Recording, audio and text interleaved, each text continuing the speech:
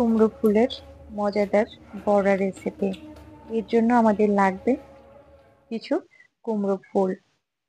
আমি কুমড়ো ফুলগুলোকে ধুয়ে সুন্দর করে পানি ঝরিয়ে এভাবে বেছে নিয়েছি।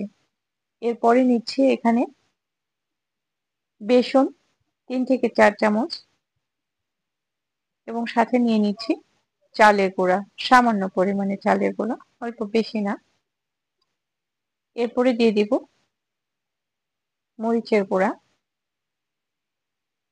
দিয়ে দিচ্ছি হলুদের গুঁড়া, সাথে দিয়ে দিব কিছু চাট মশলা। চাট মশলাটা দিলে বড়ার মধ্যে একটা সুন্দর ফ্লেভার আসবে, এই জন্য দিয়ে দিচ্ছি একটু বেকিং পাউডার, যেন বড়াটা ফুলে সুন্দর হয়, এবং স্বাদ মতো লবণ দিয়ে দিচ্ছি কিছু কালো গোলমরিচের গুঁড়া। এবার সবগুলো উপকরণকে একসাথে নেড়েচেড়ে মিশিয়ে নিচ্ছি। মিশানো হয়ে গেলে আমি আসলে এটাকে পানি দিয়ে বেটারের মতো তৈরি করব। কুমড়ো ফুলের বড়া, মুচমুচে বড়া যেন এক টুকরো শৈশবের স্মৃতি। ভাজা তেলে ফুলের পাতলা পরত যখন সোনালী রঙে মুচড়ে ওঠে, তখন তার গন্ধে চারপাশ মৌ মৌ করে। কড়াই থেকে নামানোর পর যখন প্রথম কামড় দেওয়া হয়, তখন সেই মুচমুচে ভাব আর নরম ফুলের স্বাদ মনকে এক অন্যরকম আনন্দে ভরিয়ে তোলে। মায়ের হাতে তৈরি কুমড়ো ফুলের বড়া শুধু পেট নয়, মনকেও তৃপ্ত করে। এমন খাবার যেন প্রতিটি দিনের ছোট্ট ছোট খুশির মুহূর্ত হয়ে ওঠে।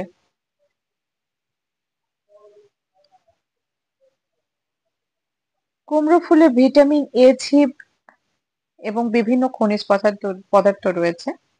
কুমড়ো ফুলে অ্যান্টিঅক্সিডেন্ট রয়েছে, যা শরীর থেকে বিষাক্ত পদার্থ বের করতে সাহায্য করে এবং রোগ প্রতিরোধ ক্ষমতা বাড়ায়, হাড়কে শক্তিশালী করে। এতে থাকা ক্যালসিয়াম এবং ম্যাগনেসিয়াম হাড় মজবুত করতে সাহায্য করে এবং অস্টিওপোরোসিসের ঝুঁকি কমায়। এই তো আমি কিন্তু ফুলটিকে বেসনে ডুবিয়ে বা ডুবো তেলে ভেজে নেব। আমি ভেজে নিচ্ছি, দেখতেই পাচ্ছেন। এটাকে মুচমুচে করে ভেজে নেব। এই ফুলে কিন্তু ভিটামিন এ সমৃদ্ধ হয়, এটি চোখের দৃষ্টি ভালো রাখতে সাহায্য করে এবং রাতকানা রোগ প্রতিরোধ করে। কুমড়ো ফুলের ফাইবার হজম শক্তি উন্নত করে এবং কোষ্ঠকাঠিন্যের সমস্যা দূর করতে সাহায্য করে।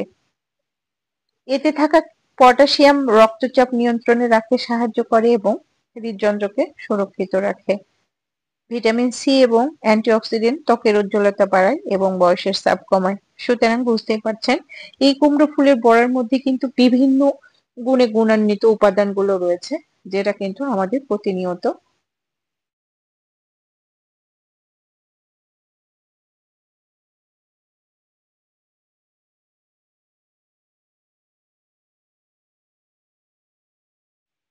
কথা বলতে বলতে কিন্তু আমি আরো দুটো বড়া ভেজে নিচ্ছি।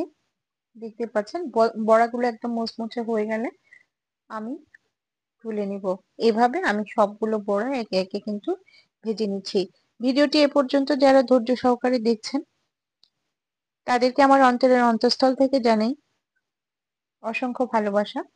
আমার ভিডিও গুলো যদি ভালো লাগে, তাহলে আমার পেজটিকে ফলো করে চ্যানেল সাবস্ক্রাইব করে পাশে থাকবেন, এবং প্রতিদিন যেন আমি নতুন নতুন ভিডিও আপনাদের সামনে তুলে ধরতে পারি, তার জন্য আমার জন্য দোয়া করবেন।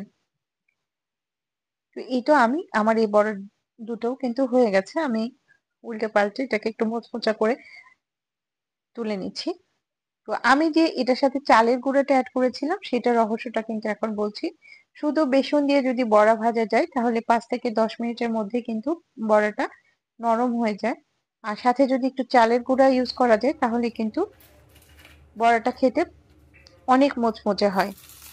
এই তো আমার সবগুলো বড়া কিন্তু ভাজা হয়ে গেছে। এবার আমি আপনাদেরকে একটা খেয়ে দেখাচ্ছি। ভিডিও শুরুতে তো দেখেছেন, মানে এটা কতটা মুচমুচে এবং কতটা টেস্টি হয়েছে, সেটা না খেলে, আপনাদেরকে না খাওয়ালে আমি কিন্তু মুখে এটা প্রকাশ করতে পারছি না।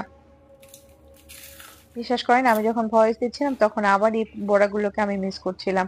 তো মায়ের হাতের এরকম মুচমুচে বড়া কে কে খেয়েছেন, কমেন্ট বক্সে জানাতে ভুলবেন না কিন্তু। ভালো থাকবেন, আল্লাহ হাফেজ।